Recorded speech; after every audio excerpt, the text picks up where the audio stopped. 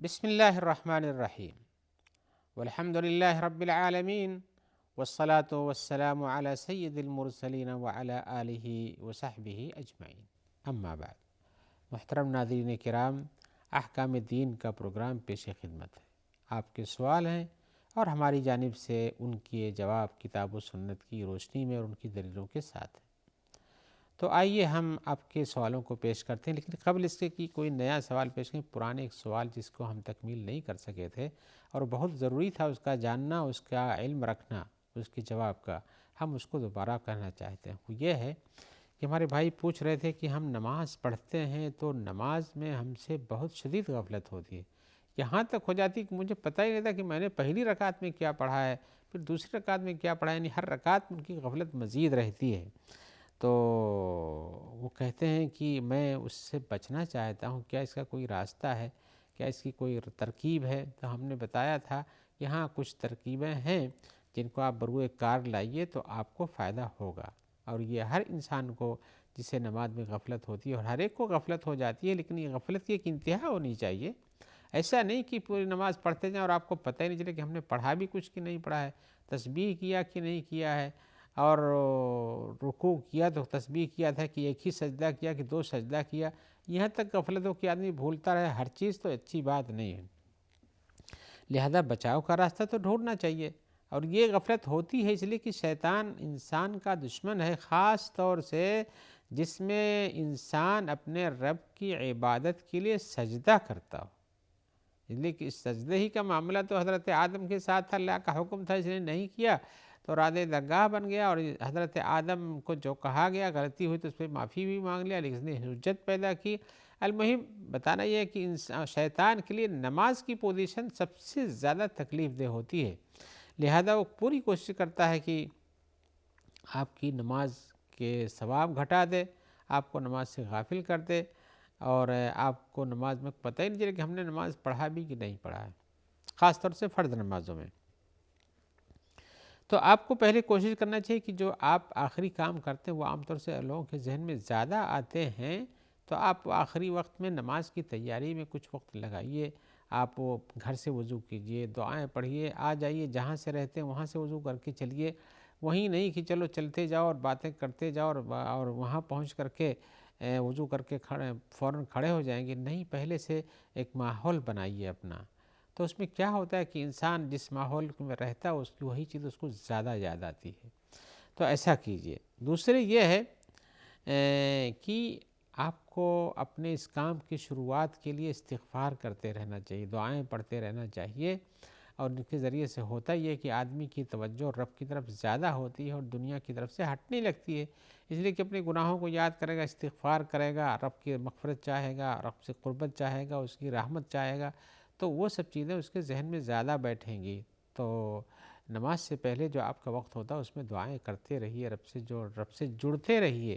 رب سے دور رہنے کی نہیں کہ بس سب کچھ دور ہیں، بس مسجد میں گھسے اور اس کے بعد سے نماز شروع کر دیا، اس کے پہلے کچھ بھی تعلق نہیں تھا، ایسا نہ کیجیے۔ اور تیسری بات یہ ہے کہ آپ نے کہا نماز میں مجھے غفلت ہوتی ہے، نماز میں بھی غفلت کے اسباب ہوتے ہیں۔ غفلت کے اسباب میں سے یہ ہے کہ انسان اپنے کپڑوں کے ٹھیک کرنے میں لگا رہتا ہے، اپنے بالوں پر ٹھیک کرتا ہے، کچھ بھی کہیے، ادھر کھڑا ہوتا ہے، اس پیر پہ کھڑا ہوتا ہے، اور اسے یہی نہیں بلکہ سامنے دیکھتا ہے، کسی بھی آہٹ کو سنتا ہے تو اس طرف متوجہ ہو جاتا ہے، اور اگر سامنے کوئی چیز غفلت میں ڈالنے والی ہے تو بار بار اس پر نظر ڈالتا ہے۔ ان سب سے بچنا چاہیے، بلکہ اسے نماز میں اپنے سامنے سجدے کی جگہ پر نظر رکھنا چاہیے، اور تشہد میں بیٹھا ہو تو اپنے تشہد کی انگلی کے ساتھ اس کو نظر رکھنا چاہیے۔ یہ سب چیزیں ہیں جو انسان کو جس کام میں لگا اس کی طرف انہماک پر دلالت کرتی ہیں کہ اسی منہمک ہے، اسی میں لگا ہوا ہے۔ تو جب رب سے لو لگاتے ہیں تو پوری طرح سے لگنے کی کوشش کیجیے، اور اسی کے ساتھ ساتھ آپ غفلت میں نہ رہیں، جس چیز کو پڑھنا چاہتے ہیں، سورۃ فاتحہ ہے، کوئی دوسری سورت ہے، تو اس کے اندر تھوڑا دھیان سے پڑھیے، ترتیب یاد رہے، پڑھنا ہے آپ کو، یہ پڑھنا چاہتے ہیں پڑھیے، ایسا پڑھیے جس سے آپ کو محسوس ہو کہ آپ پڑھتے ہیں، دل پہ نہ گزاریے، دل پہ گزارنا تو پڑھنے کے برابر نہیں ہے۔ آپ کو زبان سے ان زبان میں کچھ حرکت مزید ہونی چاہیے اس کو پڑھنے کے لیے، گرچہ کہ ہم یہ کہتے ہیں کہ آپ کو زور زور سے پڑھنے کی ضرورت نہیں، اس لیے کہ آپ مقتدی ہیں، یہ ہے کہ آپ کے پاس اور بھی لوگ کھڑے ہیں نماز کے لیے تو ان کو آپ سنا کر کے ان کی نماز میں ڈسٹرب کریں، یہ مناسب نہیں ہے، لیکن اپنے آپ کو اس ڈسٹربنگ سے بچانے کے لیے آپ کی زبان میں پڑھا جاتا ہو، جس سے محسوس ہو کہ آپ پڑھتے کچھ، اگر آواز ہلکی کبھی نکل بھی گئی تو اس سے آپ کی نماز خراب نہیں ہوتی ہے۔ اور اسی کے ساتھ ایک اہم چیز جس کی طرف توجہ دینے کی ضرورت ہے وہ یہ ہے کہ آپ کو نماز کا مقصد سمجھ کے نماز ادا کرنا چاہیے۔ نماز پڑھنے کا کیا نتیجہ ملنا چاہیے، نماز پڑھنے کی کیا ضرورت ہے، نماز سے کیا فائدے ہیں، اور نماز کی بنیاد پر ہمیں آخرت میں کیا ملنے والا ہے، اللہ کی رضامندی دنیا میں ملے گی، آخرت میں ملے گی، ثواب ملے گا، اور آخرت میں سب سے پہلے اسی کے بارے میں پوچھا جائے گا کہ نماز پڑھا کہ نہیں پڑھا۔ اگر نماز نہیں پڑھا ہے تو اس کے سارے اعمال رد کر دیے جا سکتے ہیں، اور نماز پڑھا ہے تو اس کے سارے اعمال کے دروازے اچھے کھولے جا سکتے ہیں۔ تو اس کو صحیح ڈھنگ سے ادا کرنے کے لیے ضروری ہے کہ آپ سوچیں اور ذہن میں رکھیں اور اس حالت میں نماز پڑھنے کی کوشش کریں۔ پانچویں چیزیں بتانا چاہتا ہوں کہ آپ اگر جن چیزوں کے بارے میں زیادہ آپ کے دھیان میں آتا ہے، زیادہ دھیان، مثال کے طور میں بتاؤں کہ آپ کا کوئی مریض ہے، اس کا ذہن آپ کے ذہن میں بار بار آتا ہے، آپ کی کوئی چیز ہے اس کے بارے میں بار بار سوچتے ہیں، کوئی چیز چھوٹ گئی ہے، کوئی چیز گم ہو گئی ہے، یا کوئی چیز ملنے والی ہے، یا کچھ بھی ہو جس کے بارے میں آپ کو کثرت سے سوچتے ہیں، تو حقیقتاً یہ چیز آپ کے لاشعور میں پڑی رہتی ہے،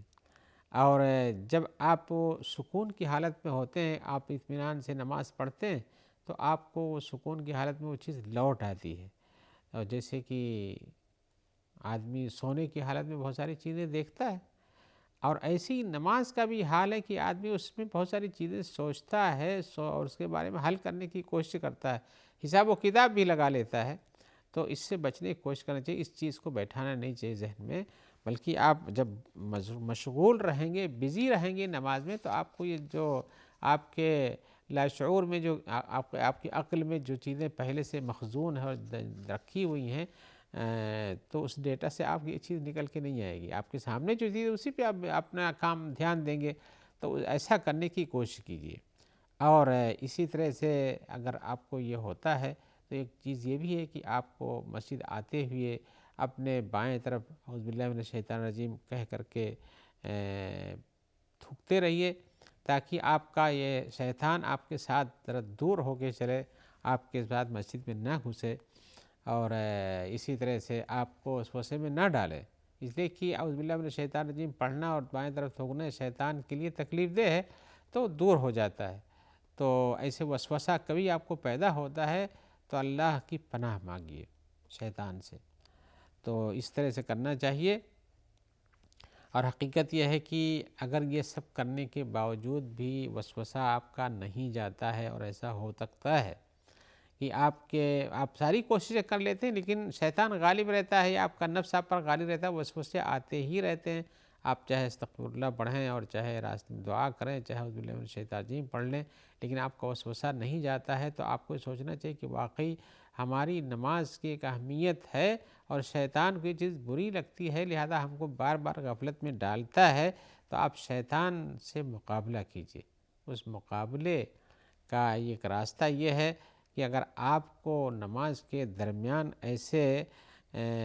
وسوسے پیدا ہوتے ہیں تو ان کو جھٹک دیجیے، اور کہیے کہ ہم یہ اللہ تبارک و تعالیٰ کے لیے پڑھ رہے ہیں، ہمیں یہ سب چیز نہیں سوچنا چاہیے۔ فوری طور پر آپ قرآن کی تلاوت پر اگر سن رہے ہیں امام سے، اس پر توجہ دیجیے کہ کیا پڑھ رہے ہیں، اور اگر آپ خود پڑھتے ہیں تو اپنے پڑھی ہوئی چیز پر توجہ دینے کی کوشش کیجیے کہ ہم کیا پڑھ رہے ہیں اور کس ترتیب سے پڑھ۔ اگر آپ ترجمہ نہیں سمجھتے ہیں تو کم از کم قرآن مجید کی ان آیتوں کی ترتیب، ان کی تلاوت اور ان کے اچھے ادائیگی پر توجہ دیجیے، تاکہ آپ کا دھیان اسی پر رہے، باہر کی چیزوں پر نہ رہے، اور ایسے ہی پھسے انداز میں پڑھ کے، جیسے لوگوں کو حافظہ بہت اچھا ہوتا ہے تو پھٹافٹ پڑھتے ہیں اور چلے جاتے ہیں، ایسا نہیں، ذرا توجہ سے پڑھیے تاکہ یہ سب وسوسے ضائع ہو جائیں۔ آئیے ہم ایک اور سوال کی طرف چلتے ہیں۔ سوال میں ہمارے بھائی پوچھ رہے ہیں کہ میں قرآن مجید کی تلاوت کرتا ہوں، لیکن کیسے ہم قرآن مجید کے مفاہیم کو سمجھیں گے، کیا مقصود ہے؟ اور مجھے کیسے یقین ہو کہ ہاں ہم کچھ سمجھ رہے ہیں، کچھ ہمیں فائدہ بھی ہو رہا ہے، کچھ ہمارے پلے پڑ رہا ہے۔ تو ہم یہ کہنا چاہیں گے کہ بھائی قرآن مجید تو اتارا ہی گیا ہے تاکہ اس کو سمجھا جائے۔ اللہ تعالیٰ فرماتے ہیں کتاب انزلناہ الیک مبارک لیدبروا آیاتہ ولیتذکر اولو الالباب، یہ ایسی کتاب ہے جو ہم نے اتارا ہے آپ کی طرف، اور مبارک کتاب ہے، تاکہ اس کی آیتوں کے اندر تدبر سے کام لیں، سوچیں سمجھیں اور ان کے معنی مفاہیم کے بارے میں سوچیں اور غور کریں، اس پر عمل کریں۔ وَلِيَتَذَكَّرَ أُولُو الْأَلْبَابِ، اور جن کے پاس عقل و فراست ہے، جو سمجھتے ہیں کہ کتاب کس مقصد سے اتاری گئی ہے، تو اس سے نصیحت حاصل کریں، اپنی زندگی کو سدھارنے کی کوشش کریں،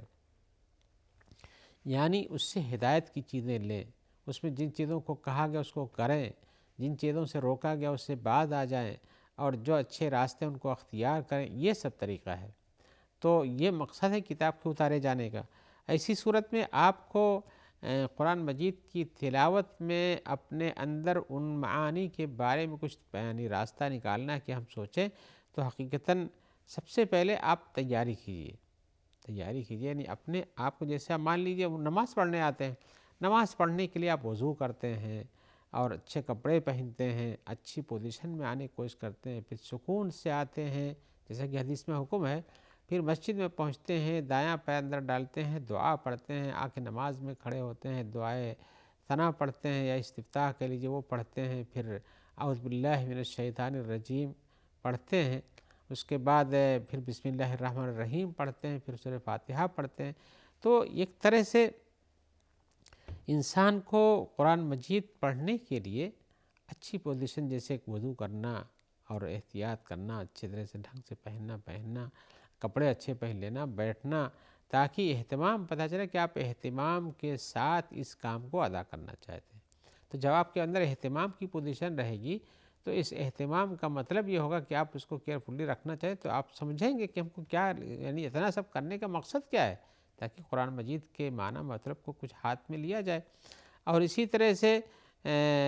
اگر آپ یہ چاہتے ہیں کہ سمجھیں، تو پہلے اپنے ہی ذہن کو خالی کیجئے۔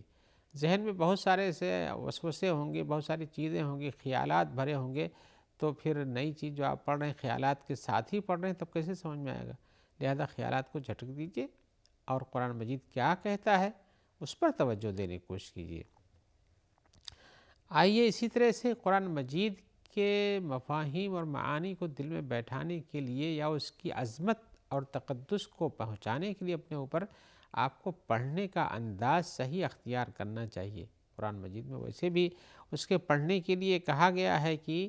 ترتیل سے پڑھو، یعنی اچھے انداز میں حروف کو اپنی جگہ سے نکالو، جہاں غنہ اور مد ہوتا ہے، اور یہ کوئی بہت بڑے بڑے قاعدے نہیں جن کو آپ نہیں سمجھ سکتے ہوں گے، ہو سکتا ہے لوگ سمجھیں گے یہ تو قاری لوگوں کا کام ہے۔ قاری تو ہر ایک کو ہونا چاہیے حقیقت میں، یعنی قرآن مجید پڑھنے کا حکم، قاری مانے پڑھنے والا،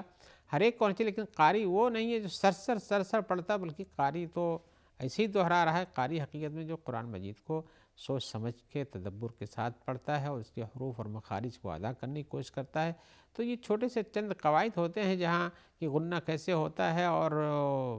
اسی طرح سے قلقلہ کہاں ہوتا ہے، یہ سب چیزیں چھوٹی سی آپ ایک دن کے اندر سمجھ سکتے ہیں، سیکھ سکتے ہیں، کوئی مشکل قاعدے نہیں ہیں، اور آپ ان کو پکڑ لیں، چیز سیکھ لیں، تو قرآن مجید کو ترتیل کے ساتھ پڑھ سکتے ہیں کہ کہاں مد ہے، کہاں مد نہیں ہے، کہاں غنہ ہے، کہاں غنہ نہیں ہے،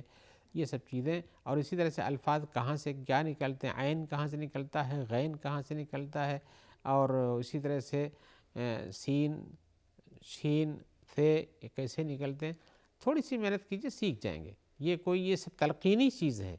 ایسا نہیں کہ آپ کو کتاب میں لکھ کے دے دیا گا تو آپ پڑھ لیں گے تو سمجھ پائیں گے، نہیں، کسی استاد سے آپ کو سیکھنا پڑے گا،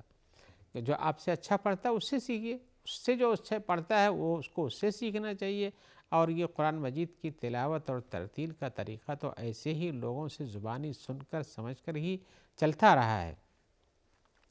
تو قرآن مجید کو ترتیل کے ساتھ پڑھنے کی کوشش کیجیے، اور اسی طرح سے